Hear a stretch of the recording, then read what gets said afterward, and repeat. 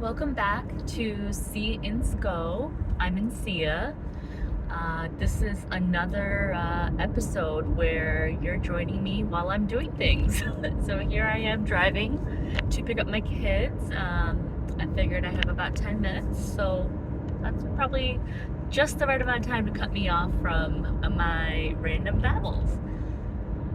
I wanted to take a little bit of time to talk a little bit about the research I've been doing regarding the connection between ADHD and obesity, and then to take it to the next level about how GLP-1 drugs, how they're helping obesity, has the ability to help those of us that are struggling with ADHD as well.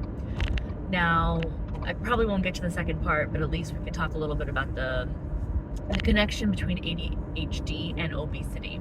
And I will follow up drive and talk, or stretch and talk, or walk and talk to go over the second part. So I'm not sure how much you all know about ADHD. I'll tell you personally, I was diagnosed a decade ago.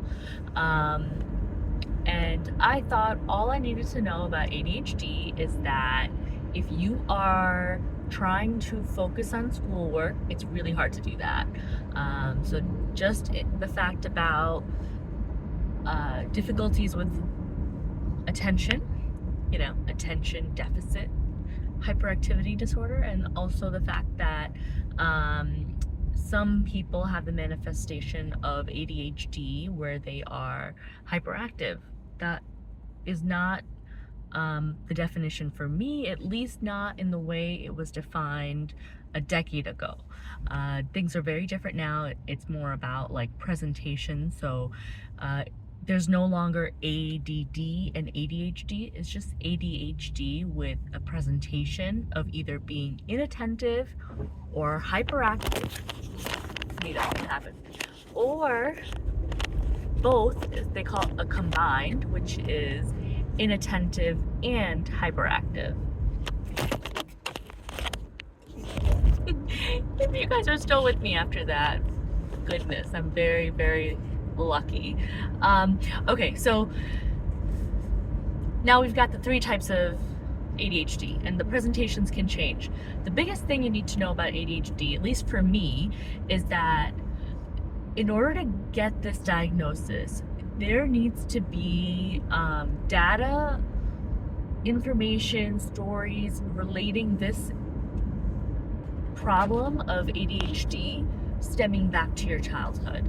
So you can get diagnosed as an adult, but they will take a lot of, like, depending on who you're seeing, but to get the official diagnosis of ADHD as an adult, you typically need a specialist, and these specialists do a deep background, like they collect a lot of your information from you, and sometimes they'll reach out to significant others, family members, to get a confirmation that are these struggles that you've been facing since childhood, or is this something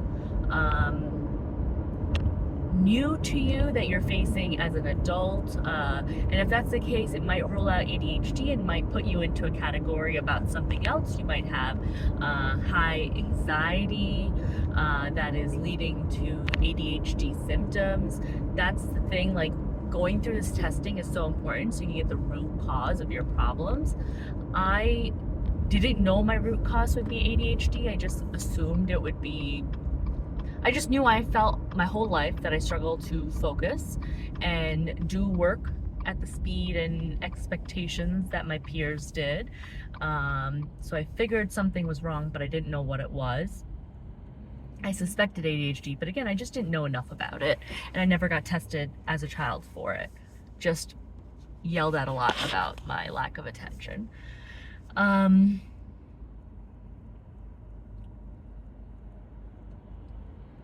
But there is a lot more to it. I'm sorry, I don't know where I was going with that. This is the problem with multitasking, or an ADHD brain trying to multitask, which is not a thing. Okay, so back to a little bit of explanation. So one of the things I'm learning, I just learned this year, a decade after being diagnosed, that it's so much more than just having attention issues. Your executive functioning, so this is skills that allow you to, oh, sorry. My goodness. Oh, so embarrassed. Uh, yeah, let's take a moment to think about what I'm doing here. Stressing out about driving to pick up my kids in time.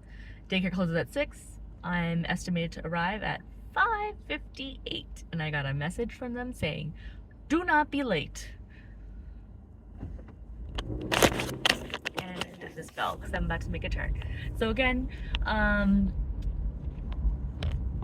executive functioning is essentially like a struggle for people with ADHD brains, and there are other disorders that have this issue, but it is very central to the ADHD community. It's the ability for your brain to function the way it's supposed to. So these are things such as planning and coordinating. So tasks that involve managing time. Case in point right here is very difficult. And things such as like planning for the future. So it's very hard for you to think of future goals in mind. It's easier to think about like what's happening right now. So a lot more about like short term, this feels good right now, so I'll just do this now. And a very hard time thinking about like, oh, what are the consequences of what I'm doing? So to pivot us back to obesity, why this matters is because people who struggle with ADHD and the comorbidity being 70%, like, can you imagine?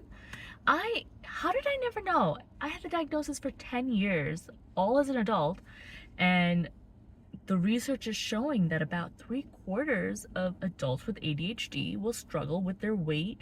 But they used obesity, not even just like struggling with their weight a little bit. So, you know, we're learning a lot more about what is going on in the brain through these GLP medication research as well. What we thought we knew and what we're learning more than that. One of the things with people who have ADHD trying to lose weight is very hard is like, if you can't plan for the future, how are you going to meal prep? How are you going to make sure you have time to work out?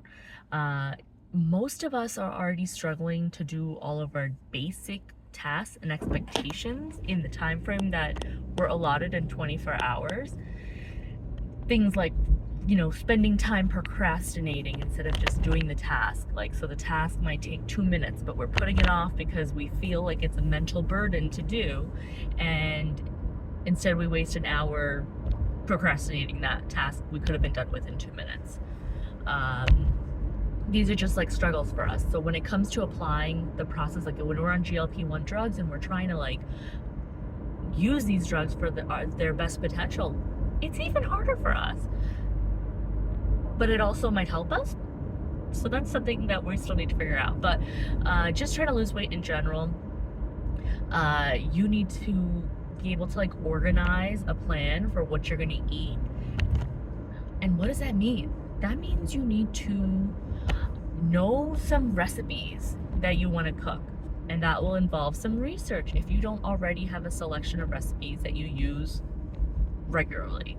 Then you need to take that recipe and get the ingredients that you need. So you need to create a grocery list.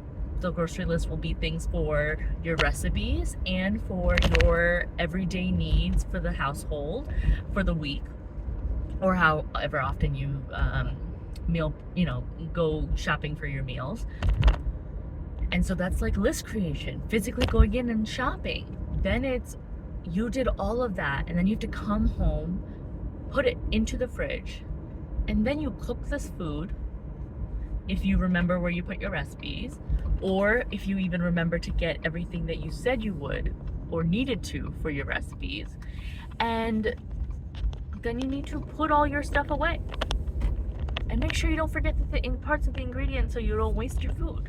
And that's a huge thing for us in the ADHD community. We tend to waste a lot of food because we forget about it. We don't plan for the future. We didn't get the right recipe ingredients. We got too much.